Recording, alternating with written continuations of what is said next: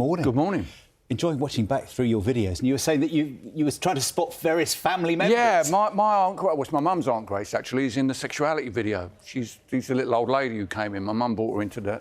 My mum was wrangling her for the day. It was lovely. Wrangling her? Yeah. But she wasn't the only one of your relatives. No, the boy done good. We had all my nieces and nephews down at Fulham, at Craven Cottage, running around playing football. When they were, I mean, a long time ago. They were all little now. They're all huge now. Yeah, but yeah, Nepo babies. Yeah, they kind of, yeah. Lovely stuff. Nepo nephews. 40 years of making music. I know. I realised just looking at that Star Wars thing, you know, I missed that completely. My Star Wars, that kind of obsession for me is Thunderbirds. That's how old I am, you know. I think they're also very valuable if you've got any of those. Yes. They are, yeah. I go back a long way. But yeah, to still be doing it, still be performing, you know, I'm in Manchester next month, travelling around. People still come to the gigs. I never take it for granted. I feel very, very privileged to be still paid to do what I love doing. Not many people get to do that. And you still love doing? I do, yeah, I really do. I don't so much enjoy the schlep. That gets hard, you know, driving around Germany in a van in winter. You can get, you know, when you tour across Europe and you end up in Stockholm, that's the last day of the tour, and then you've got like 3 days to drive back to the Hook of Holland. That can be a bit of a bind. But the actual going out there in front of a live audience, there's nothing like it. And is it harder to leave home? It's a bit easier than it was. There was early on, when I was home, I'd be home for like 2 weeks and I'd start going to other people's gigs and playing, you know.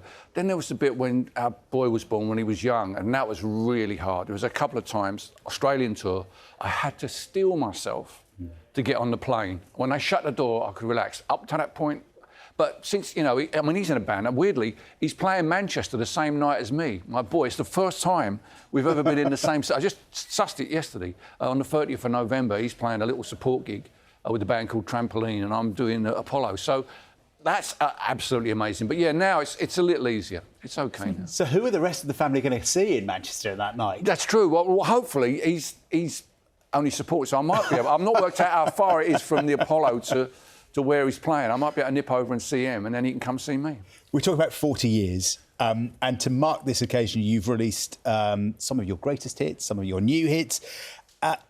There's one album of greatest hits, but then also a 14 CD box set. Go through the figures, 300 songs on these. Yeah. Some of them, I guess, you'd forgotten, had you? I had. The real problem was this: there's only one person who's still in the firm who was there back in the day, and of course that's me. So when they were compiling it, the guy who, the amazing people who did the compiling, had a question. There's only one person they could ask, so I spent a lot of time rummaging around in my basement looking for pieces of information, scraps of, you know, trying to remember who played what, where, and when. Do you remember these? I do remember that. I think that's in Nicaragua. That clip. It looks like, yeah. I do. That's the trouble about videos, is they kind of haunt you. That's not me, by the way.